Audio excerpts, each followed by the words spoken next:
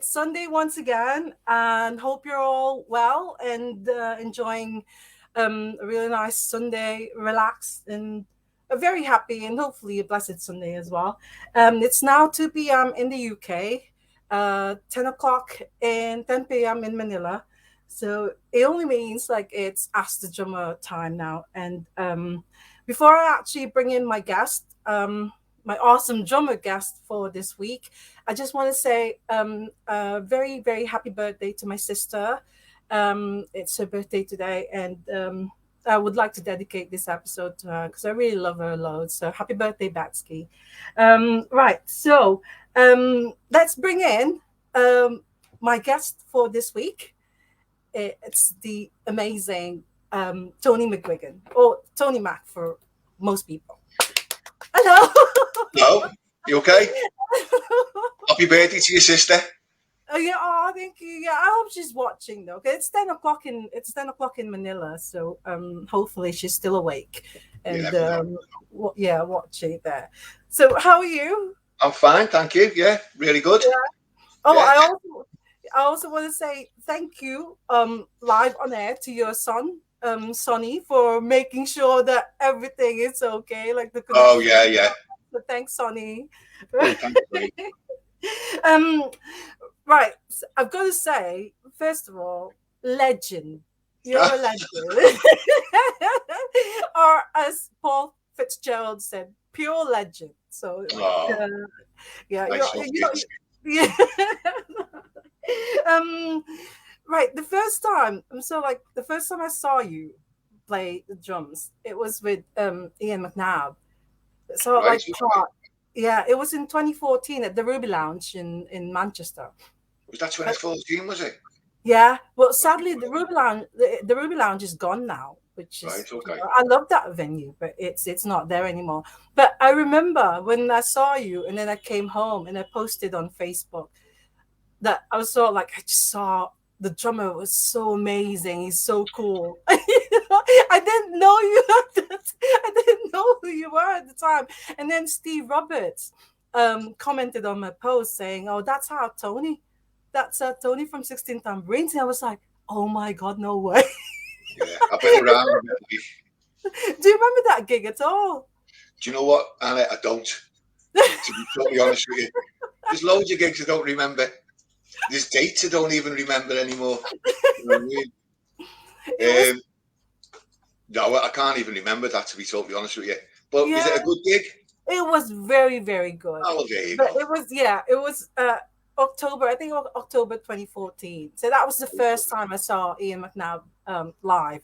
Which speaking of Ian McNabb, I was supposed to go to Preston last night to see him, but unfortunately he's ill at the moment. Is So he? yeah, so please um get better soon, get well soon, Ian McNabb, and Yeah, let's hope. hopefully I'll see him when I'll see him again when he's better. Because What there's is it? A quite a lot. solo? Is it Pardon? solo stuff he's doing? Is it solo stuff? Yeah, but he's got like a full band Oh, with him excellent. as well. Yeah, because he's supposed to do two gigs this weekend, one in Runcorn Yeah. and one in Preston, but both gigs were sort of like postponed to another Oh, day. Yeah, that's not. there's quite a lot of people so like ill at the moment. It's really scary, isn't Well, it? it's winter time. That's what Yeah, happens. People do get ill in the winter. You know, it's not yeah. just like not just COVID or anything like that. Not just COVID. All the illnesses that we had then is still around. Do you know what I mean? That's just Yeah, center stage. But yeah. so yeah, flus and all that are still around. Yeah, well, I also want to say get well soon to Mark Liptrot, my friend, because he's also not well because they had to pull out of a gig last night as well because Oh, what a bad one. he's not well. So right, I hope you feel better soon, Mark. But anyways, I just want to say hello to our friends who joined us. There's Dubia Frederick, who's in California. He said good morning, Tony and Anne. So Oh, good that's morning, Cedric. yeah, and Grant. Oh my God, Grant Walker. Is it oh, I love What's he Grant. saying? It's amazing. Say hello to Nana. So thank you so much to you, Grant and Dubia, for joining us live. So, right, welcome to Ask the Drummer. Um, Episode 26 is all about you, Tony McGuigan.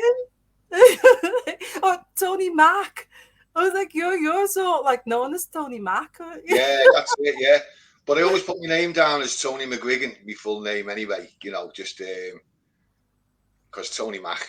There's a few Tony Macs around, isn't it? So I know, because when I was sort of like Googling your name, um, this is so weird because every time I put Tony McGuigan, the one that comes up is Tony McCarroll of Oasis. yeah, yeah. And there was That's McGuigan weird. in Oasis, wasn't it? I And can't there's remember. also so if any Wikipedian or any of you are watching at the moment, please make sure that you put an entry on Wikipedia for Tony McGuigan because we all need to know about you a lot more about you and not just redirect us to Tony McCarroll of Oasis. Oh, I know.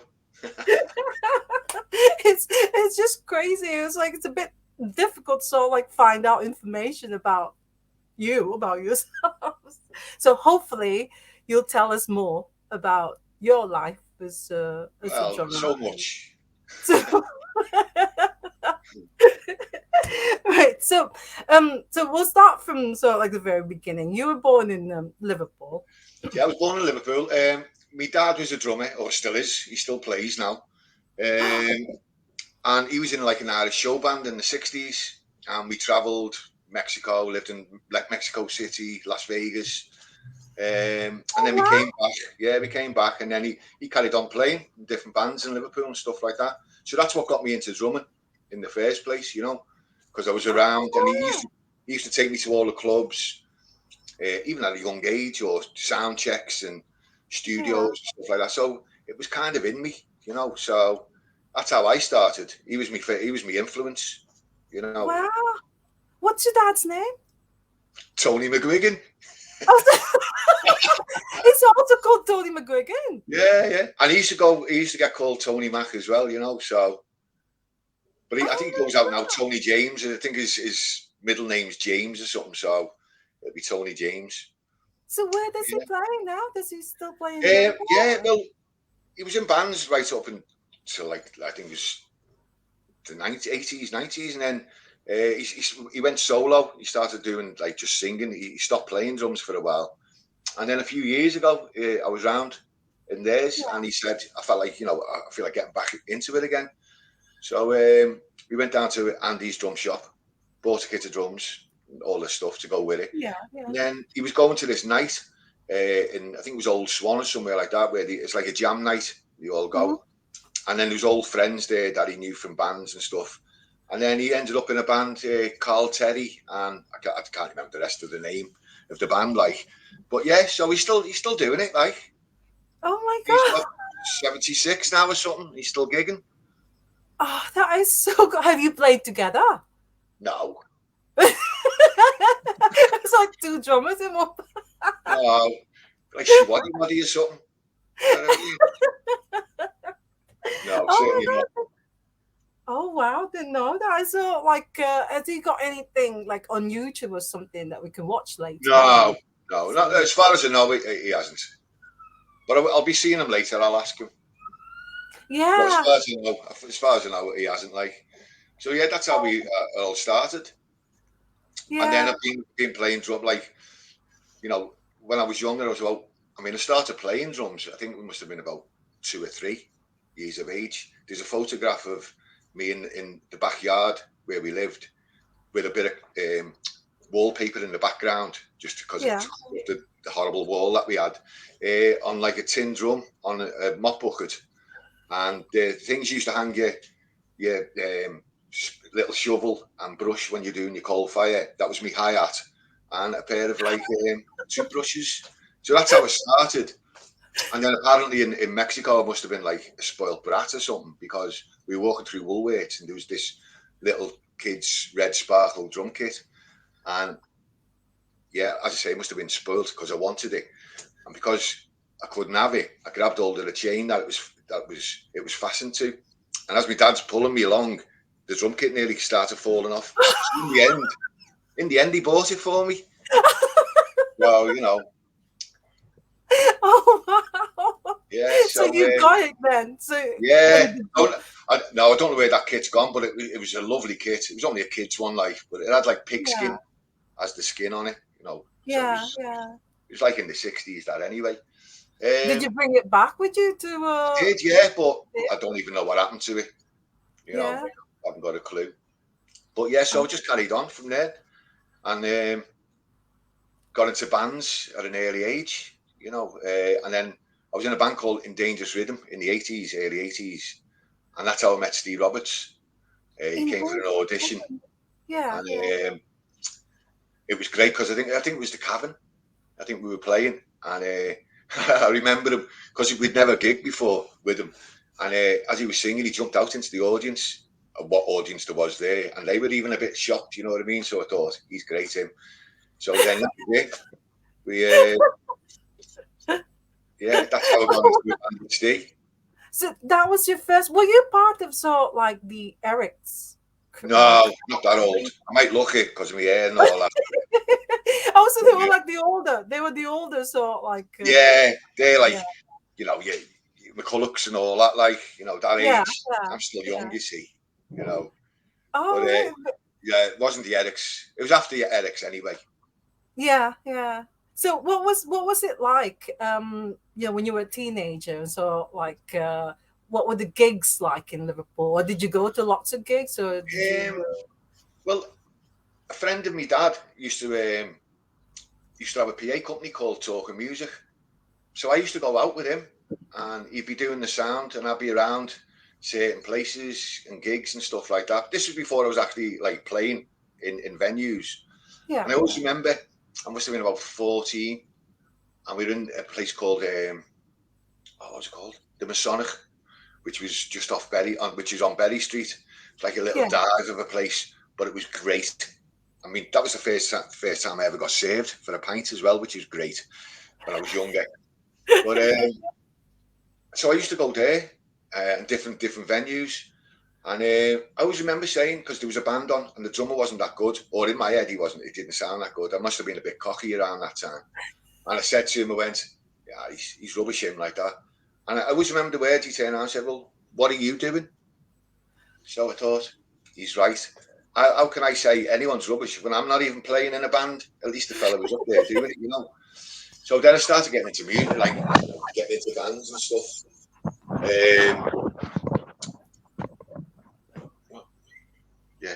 Yeah. Do you know what? Sorry about that. I forgot the question there. Oh no, no, yeah. So you sort of like Yeah. told this drummer that he's Oh yeah, not yeah. very good, he's rubbish, The or venues, yeah. So we had like the Masonic, Star and Garter, the Mayflower, all these little places where we used to go yeah, and play and stuff. And it was great vibe, really good vibe in yeah, Liverpool. And down by Probe and place like that, is that area. It was full of like different, rockers, mods, punks. It was yeah, great. Everyone just was around that area and mingling around. And then you yeah, get into bands through like Hessie's, which was a music shop there. You used to have like notice boards, and then you'd have you go in and guitarist wanted, drummer wanted, and stuff like that. And that's how you kind of get into bands and stuff. And that's kind of what happened. That's how I got into stuff. yeah, Yeah. yeah. So Good. so your first one is with Steve Roberts already in this band called In Danger. So like, is it In In Dangerous Danger? Rhythm, yeah. So There was a band before them, but I've actually forgot the name of them. They were the thing about it was because I was in a band with older people, so you had to be good. You had to, you couldn't be rubbish. yeah, yeah, So yeah. that brought me on, which was great. So I was in a band with Steve in Danish Rhythm, and then I think we started 16 Tambourines. I think it was I don't know whether it was drums over the Mersey. With Joe Muska. With Joe Muscat, Yeah. the Oh great my Joe God. Muscat. Yeah, Joe Muska, the greatest one, another legend. Oh, he is a legend. Lovely man, Yeah, lovely man, and great drummer. yeah, So yeah, he was starting that, and I think that's how. I think Steve went into a record shop or something and saw this. I don't know, it was a book or a bookshop, and there was a book or something. 16 Tambourines, and that's what we called ourselves. yeah. But Um, Well, it says it's actually so like the album or from 3 o'clock. There's a band called 3 o'clock in America. That's right. And Yeah, 16 that's it. Yeah, Tambourines. yeah. And that's how we got the name. Yeah, So that's right. and that's how it all came about. And then we done the drums over the Mersey, and then that Yeah. was it. Just carried on going. And And while I was with Steve, I mean, 16 Tambourines, I was doing doing session work as well, and and then I was with a band called Personal Column, who at the time, again, older than what I yeah, was, you know. So I had to, and the boss musicians. So I yeah, ended up, you know, having to improve, you know. yeah. Did you have any drumming lessons, or did you just sort of like No, learn from your dad? no, Or just no, didn't even learn from me. I mean, my dad had, you know, he'd show me a few beats, or I'd be watching him as he was playing. yeah, Um, But no, I was self-taught. I used to just listen to it, put a vinyl record on and listen to yeah, it, play along. Where we lived, I had in Kirkdale, I had my drum kit in my bedroom. Luckily, I had old couple next door and a couple who were deaf, which was great, so I could play my drums. And yeah, I used to just listen to records and or play along with them. yeah. God, sorry. It's just that when you said it there, after, so you were able to sort of like practice your. So yeah, that was all good, all good. Yeah. So 16 Tambourines. I've found out on the internet that it was actually formed in 1983. Was it? Is that yeah? And Wow. You also see, I forgot dates and all that, you know, honestly. and also on the internet when I was like googling your name, I also found out that on the Duran Duran Wikipedia, there's like a Duran Duran fandom, their very own Wikipedia page. It says that you supported Duran Duran in 1983. Don't know Do about you that, you remember? know. Do you remember that? We've supported Duran Duran the Real People. I think it was in the Echo Arena at the time. But I can't remember Duran Duran. See, I can't remember. Honestly, I've done that much. I've done that many gigs and through the years and different things happen in your life and all that I don't really put, besides birthdays, I don't really know dates anymore, you know. Yeah, well, I was gonna ask you because what was if you don't remember, I was gonna say what was Can't it remember. like? Because it It was was like great. No, it was brilliant, brilliant gig. because 1983 that was like that's when Duran Duran was like one of the biggest bands in the world. Yeah, So do you you know what? actually, I can't remember that at all. But yeah, yeah. who knows? I'll have to ask. I'll ask Steve. We have to ask Steve or so, like, and Yeah, see if it's correct. But, yeah. but anyway, so yeah, I also before we carry on, I just sort of like want to say hello to Richard Bourne who's joined us. He said that his first ever gig was the Real People at Buckley Tivoli in North Wales. Yeah, yeah. Fantastic band, he said. They said that their debut record is one of the greatest albums to come out of Liverpool. Wow, So excellent. yeah. I'll have to tell Chris and Tony then. Well, right. So going back to 16 Tambourines, um, it also says that you opened for bands like Wet Wet Wet.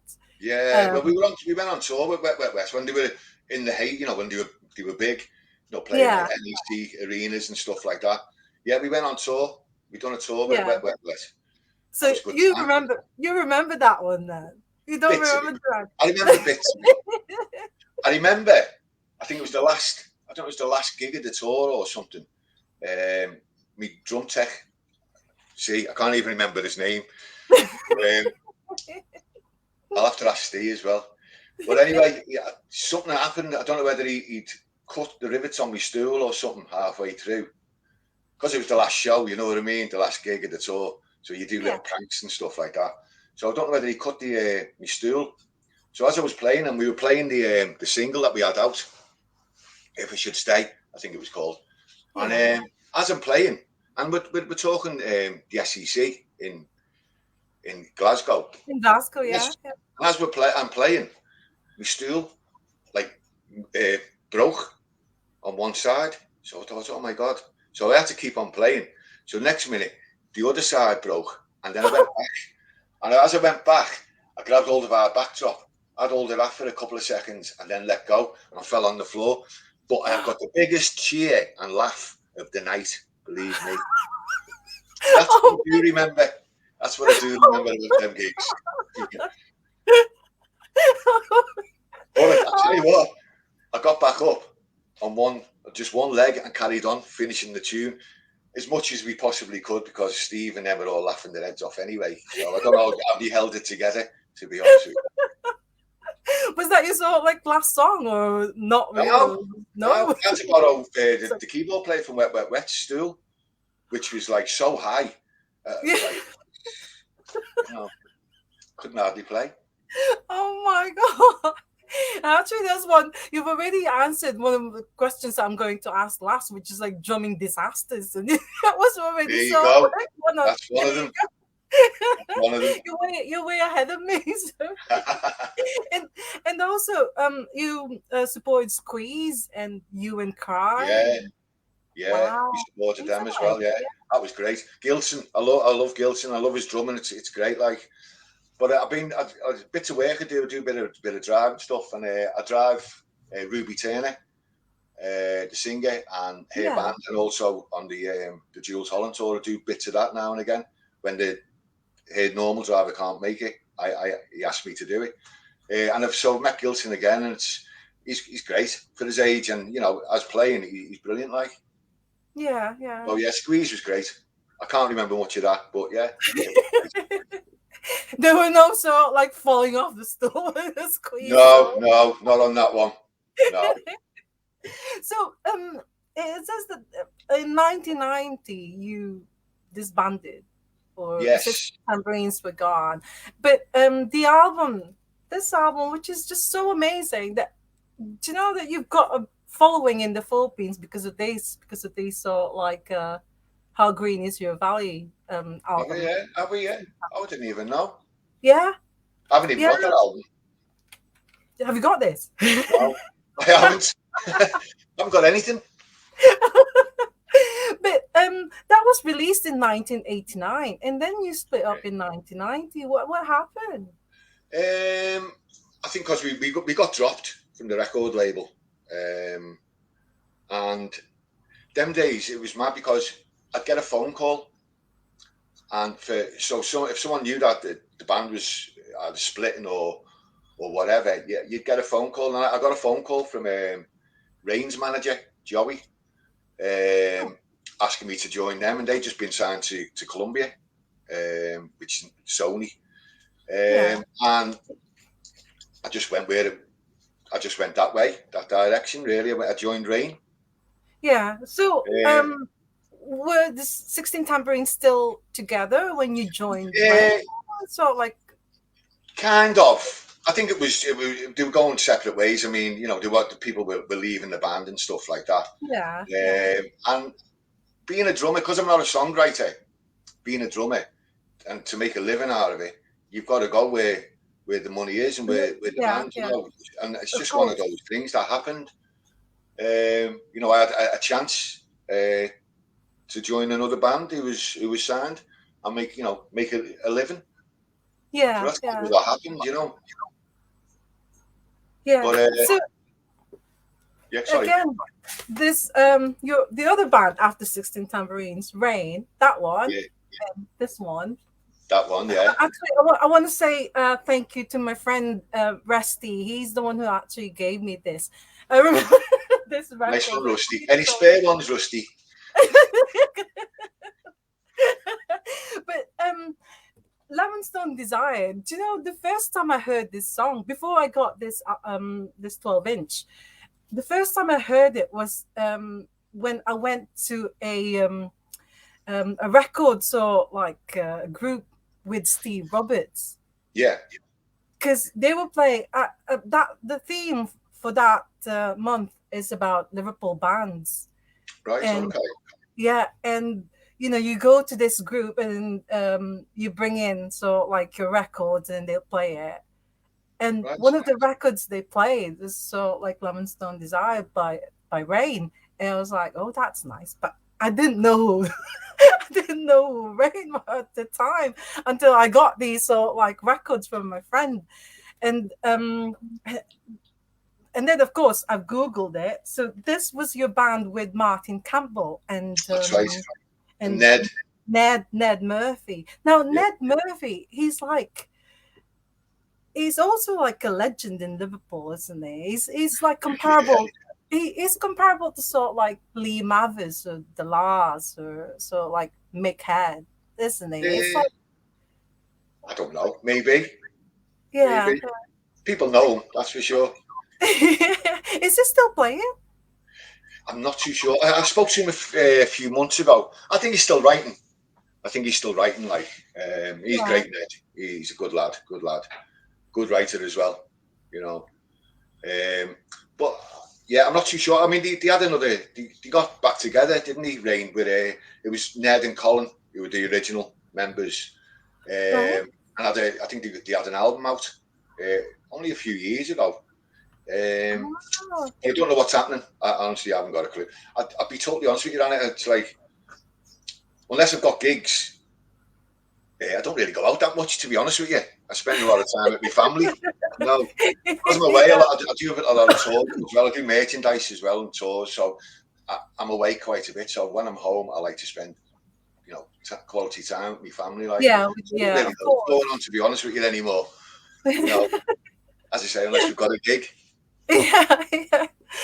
And before we actually, because now you're in the real people, but we before Yeah. we actually talk to about the real people, the next band that you were in after Rain, I mean, this is actually the one that most people are looking forward to hearing about. If you want This, tales, what goes on tour stays on tour. I can't give you any tales on that one. well, well, the one that I'm going to ask you next is Electrafixion. Yeah, This, fantastic.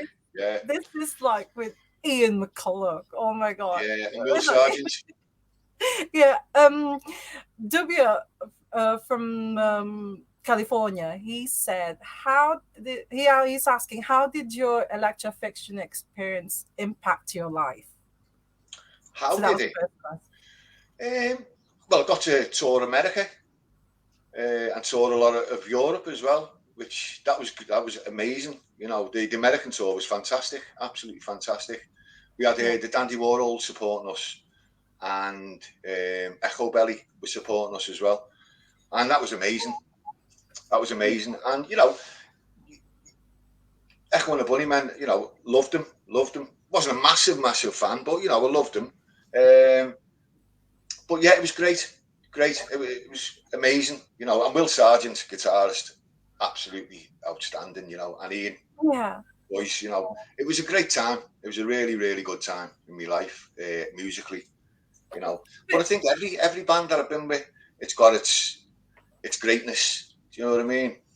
Yeah. Uh, but yeah, it was done a lot of telly work, as I say, toured America, which was, it was a great experience. Yeah. Um, Well, I've got to ask you, how did it come about? So after Rain, how well, did you get into electrofiction? well, like I said about, you get a phone call just out the blue, and I got a phone call from Electrafiction's one of their managers, uh, asking whether I wanted to come down for an audition. And I think what I found out was Alan Wills, the great Alan Wills, um, he got asked when he was in top. He got asked if he wants to join them, because I think he was friends with Ian and Will. Yeah. And he said no. He said it's not my kind of thing. He said, but I know a drummer who'd suit it, because it was a bit grungy, it's a bit heavier. So then I got the phone call. So I went down for an audition. Apparently, because I had long hair, I got the job. I was gonna Yeah. ask you that. You had long hair at Oh, the yeah, like time. an Afghan hound. Yeah, because I've got to admit that this was I vaguely remember seeing the video for I think it was is it Zephyr or Yeah, Zephyr, yeah. Zephyr, yeah, and I was living in the Middle East at the time, and I've sort of like vaguely remember seeing it on Channel V, but because in the Philippines, we were really into Echo and the Bunnyman, and we think of him as sort of like a new wave band, um, it's not. It's so different. The Electrofiction is actually very different from Oh yeah. Echo Well, and the Bunnyman. well, And Ian and Will, they did like had fallen out after the first round of the Bunnymen. They'd fallen out for about 4 years or something. And this was kind of an experimenting band just to see whether they can get on again. And yeah, and right, and it worked. They got together, wrote these tunes that they done, and around that time it was a bit grungy as well. yeah, So it was more of a tester for them to see whether they could get on and still work together, and it worked. It was really really good. Like it yeah. had its moments, but like any band, you know. Well, how long did it last? Well, I left the band. I think I was in it for about 18 months or something, and then I left. I had an argument with the management. I wasn't happy with, so I kind of left the band. Uh, Yeah, so I don't know how long it lasted after that, because we had at the time the original band. When I was with it, we had this young bass player Leon, and he kind of left. We had this photography session with Anton Corbin, yeah, which yeah. which is the and we were meeting up in the Adelphi, and This Leon is in didn't turn up. Liverpool. Adelphi in Yeah, yeah, Liverpool. yeah, yeah. We moved up there, and Leon hadn't turned up. So we were like, what's going on here? So I shot down to Leon's, and Leon was a neighbour of Ian's. He lived across the way. So and he just had enough. He couldn't be bothered doing anymore. But we were as we were touring, we had this band called Marion who was supporting us, and we ended up with Jules, the bass player. He ended up joining Oh, the band. So that's why yeah. on the album covers and on the it is only three of us, because Leon couldn't be bothered turning up that day to get for the photographs for the photo shoot. Oh, I see. All right. But there Brilliant. was they only managed to sort of like get one album out, and then Yeah, after that's all it that, was. And then they reformed then, didn't they, as the Bunnymen, Echo and the Bunnymen? right? So, shortly after you left, then they've just sort of like got back to being Echo and the Well, Bunnyman again. what they done was the bass player who from Mary and Jules, they got Yeah, his brother in playing drums, so he took over from me. So I don't yeah, know. I think they had a couple more tours and this and that, and then yeah. they ended up becoming Echo and the Bunnymen again. Right. So because I mean, as I've said before, Electrofiction, I vaguely remember it, but there's actually quite a few people asking about your experiences with Electrofiction. It Like, was amazing. It was amazing. It was brilliant. And yeah, you got two greats as well. Ian and Will. Yeah, they are. Fantastic, fantastic music and fantastic songwriters. yeah. And I mean, it's great being a part of it. I've met sort of like Will Sargent, but really, I'm hoping that someday I can meet Ian McCulloch as well. Because I remember the first time I saw him in Manchester, he was playing with Ian Brody, but it got a bit so like awkward halfway through the set because people were talking, and then and then he got really upset. He was really angry, and he threatened to sort of like stop the gig. Right. Okay. And I was like, and this was in 2012, and I was sort of like, I wasn't, I was really shy, and I thought, well, they're musicians are on a different planet altogether. I don't want to sort of like wait because maybe he'll get angry with me as well or something. So, I always have this idea of Ian McCulloch being a scary figure that you don't just go Yeah. up to him and you don't No, go up to him and say, no, he was sound. I mean, I get on well with Ian. I haven't seen him for a while, but in the band, I got on very well with Ian. I used to yeah. go round to his house a lot and stuff like that. Yeah, he's all right. He's all Is right. it? Well, hopefully when I go, because they're touring at the moment, so hopefully it's not like when I go and see them, I can hang around and wait I for him think to come out. Will might be a little bit more approachable, like. Oh yeah, yeah. Oh, he's lovely. I went to one of his sort of like book, the book. signing things, and Yeah, he's yeah. very, very lovely man. So Oh, he is. He's a cracker, like really, really good man, like. yeah, Yeah, yeah. But anyways, so that story about, or that bit about Electrofiction, that's for Mark Liptrot, John John Kidd, and also Robert Elfling, because they're the ones who are asking about yeah, it's okay. that band, yeah, because they love that one. But okay, before we carry on, again, I want to say hello to Guy Keegan. Guy Keegan's the drummer of the Railway Children, another band Yes, that I really love. Yeah. yeah, yeah, So hi, Guy. And Richard Bourne said that I've got a CD in my collection called "The Calm Before the Storm," yeah, and it yeah. was split. That was One yeah, side's that real was people, and the yeah, second that is was very. Columbia, I think, trying to get more money back. Do you know what I mean? I Yeah, got so like, yeah, it I've was, got to keep an eye out for that. So. yeah. I haven't got that either. Well, what have you got? Have you got Electrofiction though? Have you got a CD of that? My mate Ben Gorey, I think he gave me an album, but I Yeah. didn't have one beforehand. He gave me one of the albums, the Electrofixion album. I've got loads of like cassettes of rehearsals when I first joined, where I wanted to. So I take a tape recorder in, and I tape Yeah. rehearsals. So I learned the songs, so I could come home, do a bit of homework on them, because before the album, you see. Yeah. Yeah. So the songs were still new and stuff like that. So I had to record them. So I've got a load of rehearsal cassettes, but that's about it. Wow. And now I've got the Electrafixion album off me mate. Oh wow. That's the only Well, album I've got. has it ever been released on vinyl or is it just CD? I don't know. I haven't got a clue, No. to be Because totally maybe honest with you. that's what. Because do you know that they're re-releasing lots of sort of like Echo and the Bunnyman albums? Maybe that's another one that maybe It all people depends might how have. Ian and Will kind of classic, because it's not Echo and the Bunnymen, isn't it? So I don't know Yeah. I don't actually know what they're going to do about that. Whether it will come out on vinyl. Hope so. That's why Yeah. I'm still Yeah. a record player.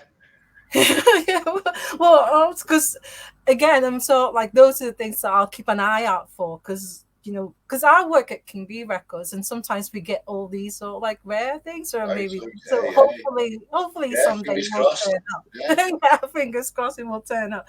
So after that, after Electrofiction, I don't know if so like there are other bands that are not mentioned on Google. You've got to sort of like tell me if there are any. But after Electrofiction, it says that you got back with Ned Murphy and then you formed Yeah, Waste. waste. Yeah, yeah. That was a good time as well. Yeah. I can't even remember how long I was with. I don't think I was with Waste that long, to be honest with you. It's been a year or something like that. But yeah, that was good. Different style as well. Ned was writing in a different style. And we had Lance who was doing producing and stuff, and he put his little thing to it. Yeah, that was a good time with Waste. Yeah, yeah, Yeah, and then I got into a band with a fellow called Thompson, Paul Tomo, the Rondo Zephyr. We had many names. I can't even remember half the names. I think we were changing every week the name. We didn't really do that much. We didn't do many gigs. We were doing a lot of rehearsals though. Do you know what I mean? yeah, To the point where we were so tight, it was unbelievable. And he was amazing songwriter, absolutely talented man, crazy but talented, you know. So I spent a lot of time with him, and we were writing and stuff like that. And time went that fast. I think I must have been with him for about 4 years or something. You know what I mean? It might have even been longer. I don't really know. But I wasn't really on the scene as much anymore. I was more, as I say, we had a warehouse in Bootle, and we were just writing and recording and the odd gig here and there, yeah. And then I was doing stuff, bit of session work for China Crisis. You did? Yeah. Around that time, a friend of mine knew Gary and Eddie really well, Yeah, and then I ended up doing some session work for them, some gigs and stuff like that, which yeah, was great. It was a bit mad in rehearsals. What rehearsals we did have. It's mad. You're playing these tunes that you've heard. And it's like being in a cab band, but you're with the original band, with Yeah, the yeah, Rosie. yeah. So yeah, that was a good time. Little spell doing that. Um, and then I've done. Was it like in the early 2000s? Because it says that 1998 you're in Waste. So if you Yeah, sort of so it must have stayed been about 2000 or something. Yeah, 2000, something like yeah, that. Yeah. yes. Um, So you toured with them? You I've toured done a with few gigs. Yeah, I mean, my first gig, Ronnie Scott's in the in one in London? no, the one in Birmingham, which didn't stay open that long. We done like a week slot Yeah, there, which was great, yeah, and then a few gigs here and there all around. I done some recording with Gary, just his own little personal stuff. yeah, But I was also in a band called the Kachinas, which was a fellow called Mike Badger, yeah. who was From in the the lot. last. Yeah, Yeah, yeah. yeah, So I yeah. had a Oh, little. I love him. I love Mike Oh, Badger. Mike's great. So I Yeah, was doing yeah. stuff with them as well. Who else? Who else was I done? So Sure. you weren't in a sort of like full-time band during that period, so like after Waste, you were just Well, I was with Paul Tomo. I mean, in every band that I've been in, I do yeah, session work as well. Do you know what I mean? But if a gig came up and the band that I was with, they took, I had to do that gig with the band I was in. But I'd also do session work as well, as I say. I'd just do bits yeah, here and yeah. there, and a lot of it I've actually forgotten about. Who I've actually done. Do you know what I mean? Um, so so China Crisis, yeah, and done some you stuff worked with with them. Mike Badger. Mike Badger, his band, yeah. Yeah. I say Paul Tomo. Who else did I do around that time? Well, Can't remember Ian who else I done. McNabb. Now, Ian Ian, McNabb, yeah. so were Uh, you in Cold Shoulder? Is that like a proper band that you were in? no, Cold Shoulder is a proper band, but I think Nick, the drummer, I think he was playing with Echo and the Bunnymen. Oh, Nick So, Kilrow. Is it Nick Kilrow? I don't know his second name. Yeah, yeah. So, Andy and Chris, they were doing stuff with Ian. So then Ian got me in to do that Kerrang or something, whatever album it is. I can't remember. I can't even pronounce it. So I ended up doing that, and Krugerrand or something. Is it that's it. Krugerrand? That's it. Yeah. And the first track on, I think it's the first track on his latest one. I done drums on that as well. But Ian's an old friend, and Kieran, you know Kieran, Baldy Kieran, Kieran keyboard Bell. player. Yeah, Yeah. From he plays with John McGlone. yeah. Yeah, I saw Um, him last so Friday. It's so I was good. in a band with Kieran and Yeah. his missus at the time called Cookie, like a little pop kind of band going. So I was in a band with them, Yeah. and then we done Liz McLaren, a few bits of telly work, Top the Pops and all that for Liz. And then that's how I got with Ian. I think it was through Kieran. And I'd say done that album and done Yeah. a good few gigs. But he had Chris and Andy from what's it Cold called? Shoulder. Cold Shoulder, yeah. Cold Shoulder. Yeah. Yeah. So it wasn't really Cold Shoulder, the band. I was just in there, They just Right. had to. Because when I told you earlier that that's where I actually first saw you, it's like it was Yeah. billed as Ian McNabb in Cold Shoulder. Cold So I Shoulder, thought, yeah. yeah, I thought you were sort of like part of that band. No. It was just Yeah. session really, just doing a few gigs, which is brilliant, absolutely great. And I like Ian a lot, and I love Chris and Andy as well. Great people, We had a Yeah.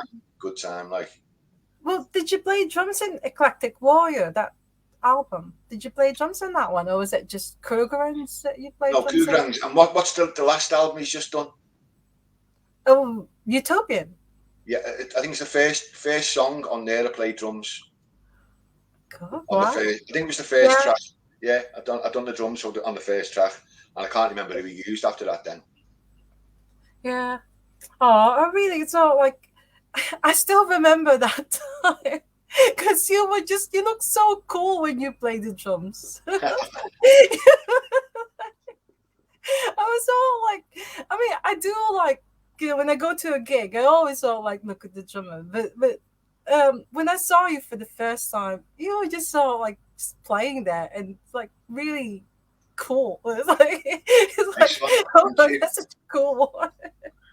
But okay, so now after that one in 2016, I think that was the year. I don't know if it's you've got to like correct me if I'm wrong. 2016, is that the year you joined the Real People?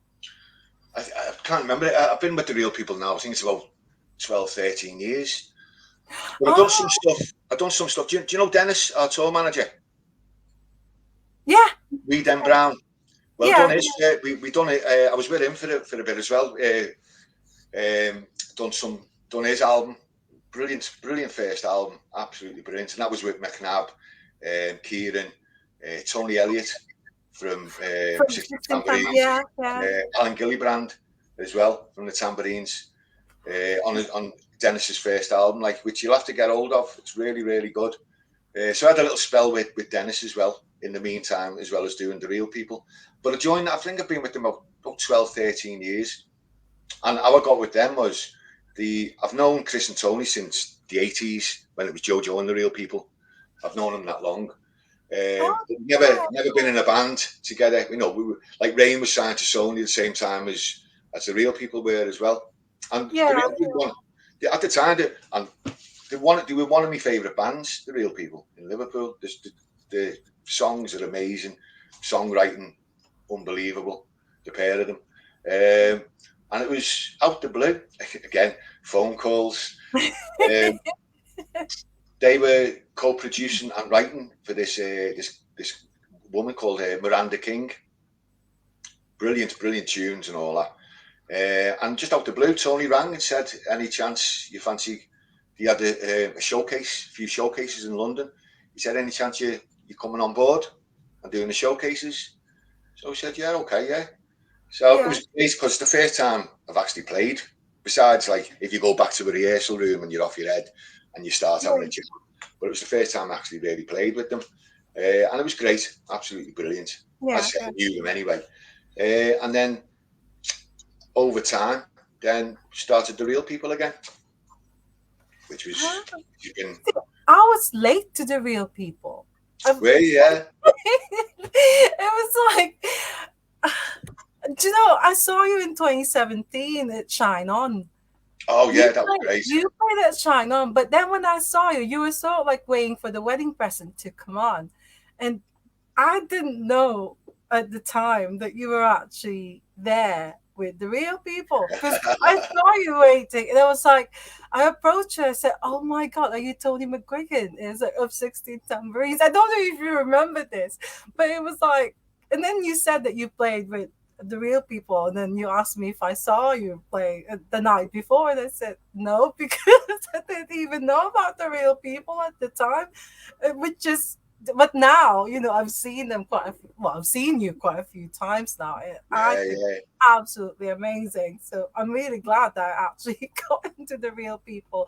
But yeah, so you played at Shine On in yeah. We done like, 2 years, 2 years at Shine On. We done, and then we done the one on the ferry going over to Rotterdam with the oh, farm. the Shine On cruise. Yeah, we done that as well. That was a good one. Well, when was That the was a great first? time. Yeah, when But was the first? So like Shine On, because I've been going since 2017, and you've never been back after 2017. So when was the first time you played it? yeah, we've done it. We've done it twice. I can't remember the year, but we've done the Shine On twice. Right. So it could probably sort of like the One of them first was one. in.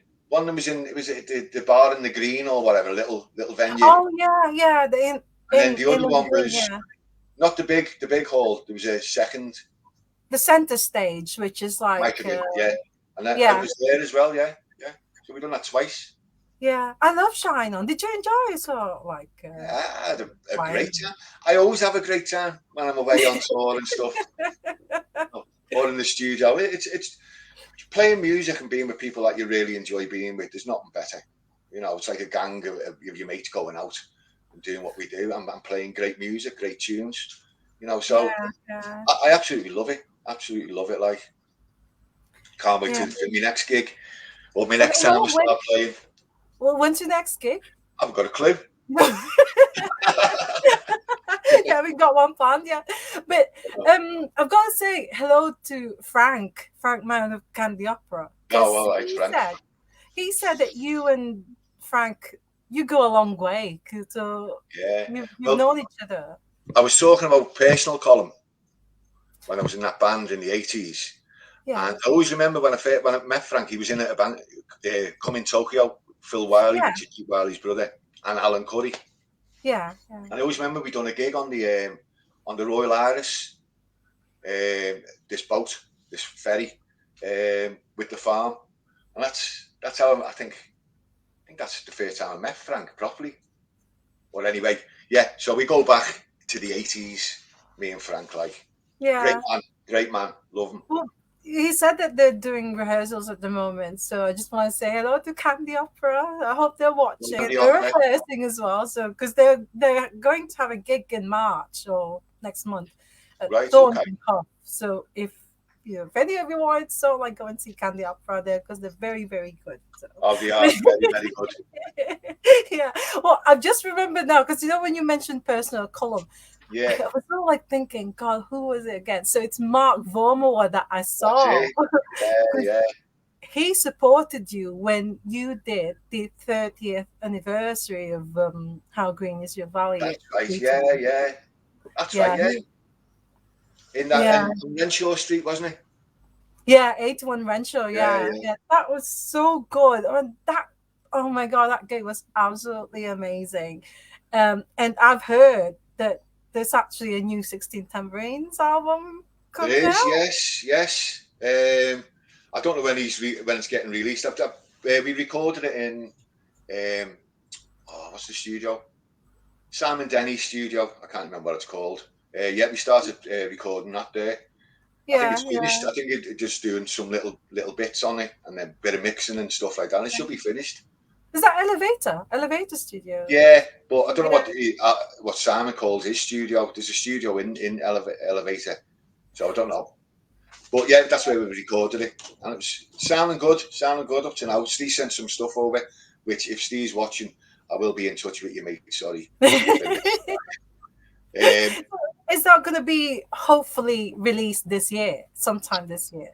I'm sure it will be. Yeah, just Steve and Tony are working on it as we speak, probably. So yeah, should be this year. Wow. But And that was strange getting back together after so long, after so many years to do that gig. yeah, Yeah, yeah. That was just amazing. I mean, um, I was sort of like saying to Steve at the time, was there any poster? But because he said that, well, there's no need to sort of like create or make a poster because it was sold out and sort of like, yeah. you Just know, word of mouth as well, isn't it? yeah, yeah. That gig was just you can tell that everybody that was in there, they were really enjoying it. They were like Oh yeah, from the moment you started, like bathed in the afterglows on it was just so that was good. mad. I had to turn to Tony and go, "How does this start again?" Because I've forgotten. Because you didn't do a lot of rehearsals before the gig, did you? No, we'd only done about 2 or 3 rehearsals or something like that. Yeah, Oh yeah. yeah, I'd forgotten quite a bit, like, but but yeah, we got through it. I just like most of the gigs, I just wing it. You know what I mean? I get through it.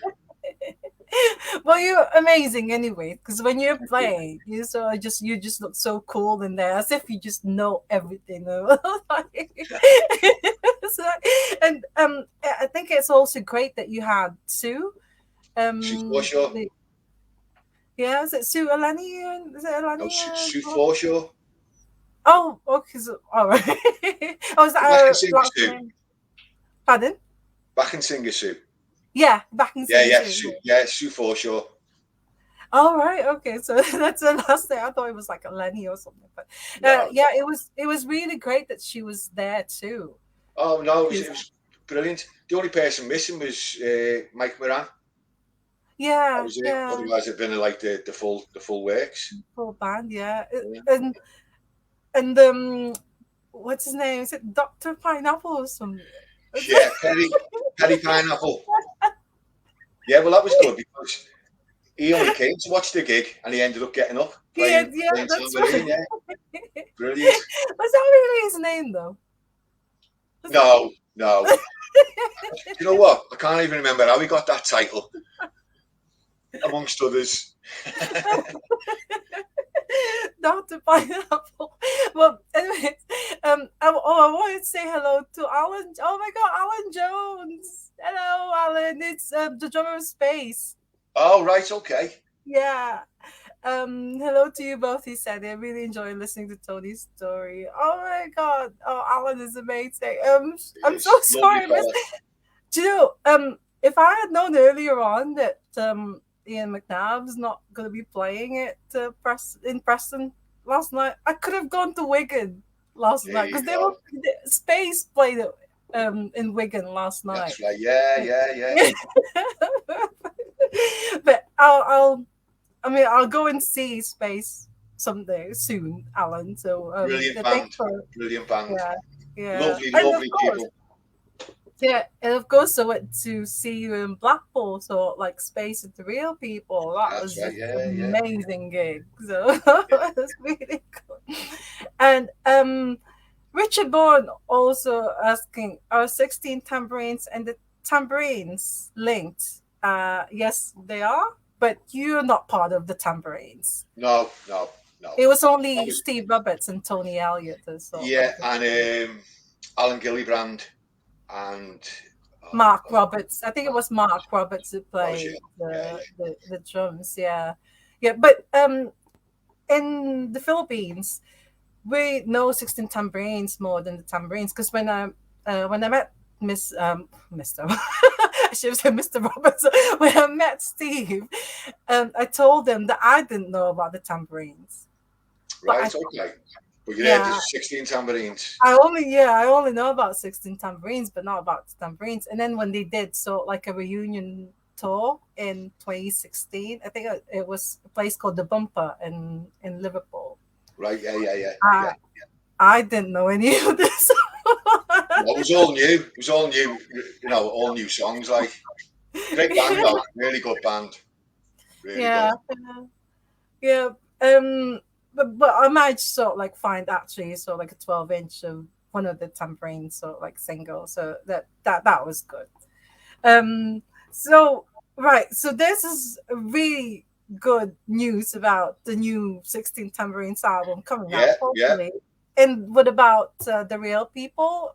Do you have also plans of releasing a new Um, album this year? well, I was talking to Chris this morning. We're going to get together. We've got some. He's got some. They've got unreleased stuff, which I've redone some of the drums on some of the stuff. I think that might be getting released, and hopefully soon we get some gigs coming in, start playing again. Yeah, yeah, Itching to play, yeah. Because the one you did at the Angus, that was amazing as well. Do you Yeah, know? that I was love okay. the Angus. Yeah, I love that place. It's Yeah, very I've never been before. I've never been like so. Yeah, it was good gig, but interesting. it was we done the Hangar 34, hadn't we? And I thoroughly Oh enjoyed that. yeah. Yeah, that was a great gig. Like thoroughly enjoyed that one. Like Oh yes, of course. Hangar 34. I mean, it's, that place, and also doing it with Candy Opera as yeah, well. Because you were gonna go. You were sorry. You were gonna do one with Candy Opera and Jimmy's, but that's that right. didn't work Yes, out. yeah. And We had yeah, Mexican Dogs, Mexican Carl Rooney dogs. and Yeah, guys. Yeah, they're brilliant. fantastic. Great band. Yeah, yeah, they were really good too. So hopefully you'll do another one. So like, Yeah, I think we Spain. might do Hangar 34 again. Hopefully. Yeah. Uh, we've got the 100 Club again. But I think that's Oh, in in November. London. Yeah, I think In that's in London, yeah. November because we done that just a few months ago, last year, didn't we? Which was great. So I think we've got that one again. I don't know. I think it's in November. I'm not too sure, but I'm getting together with Chris and Tony this week anyway.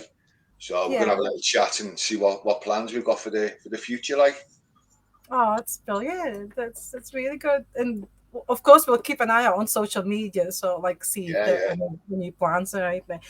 So, do you have any drumming heroes? Not really. My dad, Stuart Copeland. I can't say my son. Oh right, I've got to sort of like say, because you told me before we went live that your son is also a drummer, Yeah, yeah. and he's got a YouTube channel, and it's Sonny. Is it SONNY?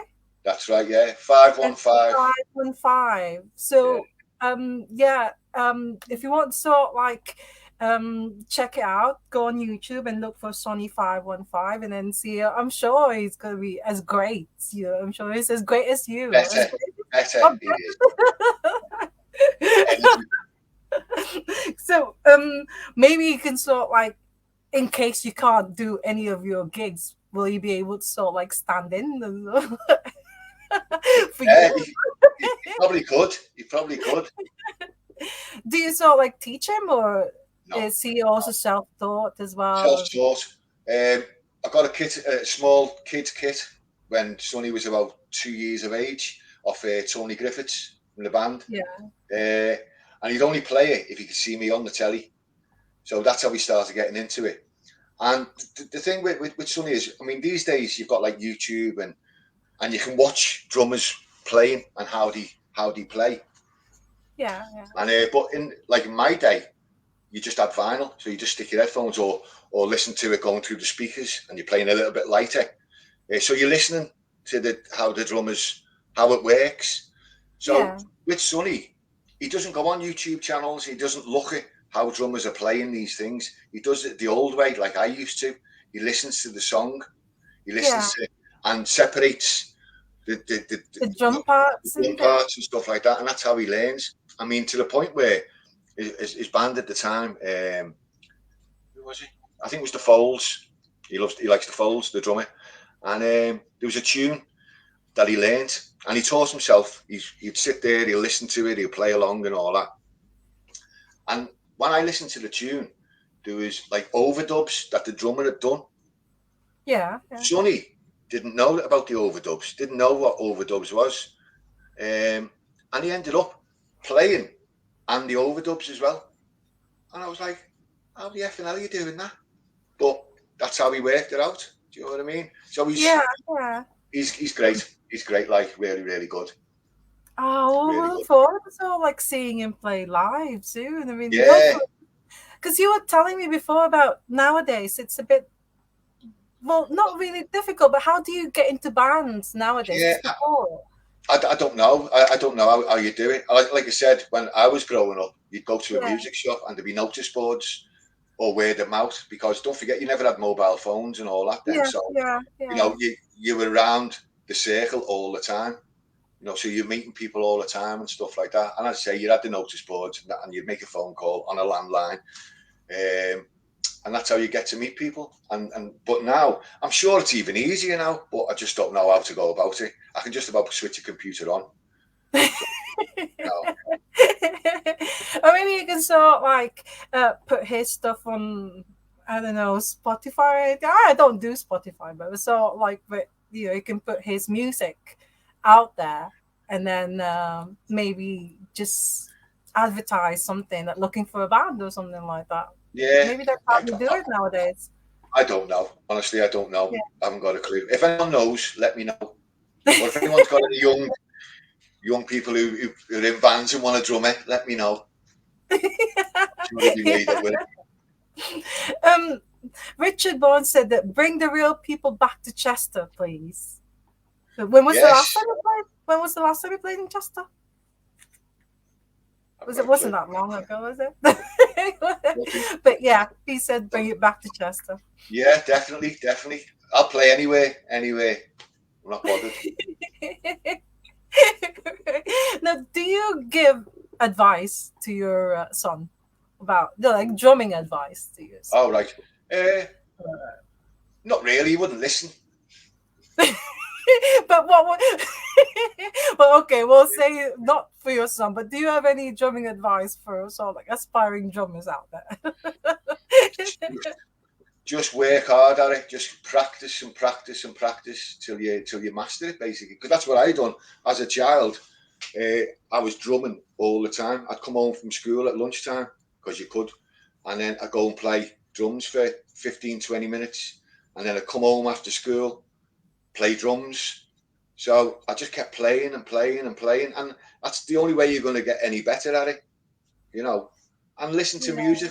Don't watch. Listen to it and get a feel of it, and then you get a feel of how songs are written, and the movement, the feel to it all. Do you know what I mean? So just Yeah. that really, you know. And if it Yeah. gets too much for you, walk away from it for a bit and go back to it. And then go back to it. That's Don't get yeah. frustrated. It's That's supposed to be a pleasure. yeah. It's so good. But before I let you go, you played with some of the best sort like singers out there, like Ian McCulloch, the Griffiths brothers, Steve Roberts, like Ned Murphy. And is there sort of like and Gary Daly as well, and China Crisis and Yeah, stuff, and yeah. Mike Badger. Is there an artist or a singer that you really want to sort of like work with or play drums for? No. Uh, No. Everyone I've been with have just been great. You know, they've all got their own thing to it. No, not really. No. Who will ever no. have me? Whoever has me. Do you know what I mean? I don't mind. You'll go wherever there is like a Yeah, drumming job. yeah. Oh, oh, oh, that is so good. Thank you so much, Tony. I know you said that you don't really like, this kind of thing, like interviews and talking about yourself, but you've been so amazing. As Thank you. always, as Thank always, you. you're so cool. So thank Nice you one, Annie. so, yeah, thank you so much. My And pleasure, and thanks for asking me. Much oh, yeah, appreciated.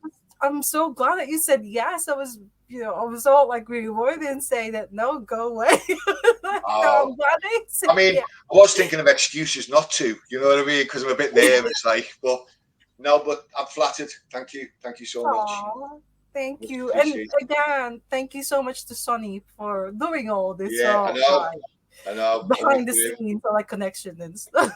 him. Okay, well, that's it. Have um enjoy the rest of your Sunday, and thank And you you. once again. Thank you My once again, pleasure. And Tony. thanks again for asking me. And I'll see you at the Yeah. next gig, hopefully. Yeah, see you at the next gig and have another photo with you as well. Because you know me, I like Definitely. photographs. Definitely. Thank No you. problem. Thanks very much. Yeah. Bye-bye. Bye, Julie. Bye. Bye. Bye. Bye.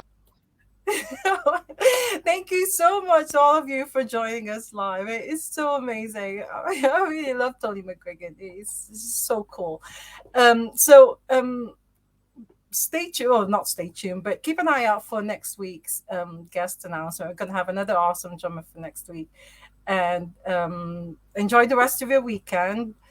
Like I always say, love music, love life, and you've seen Tony McGuigan. He's so awesome. So always love drummers. And thanks again, everyone. See you all next week. Bye. Bye.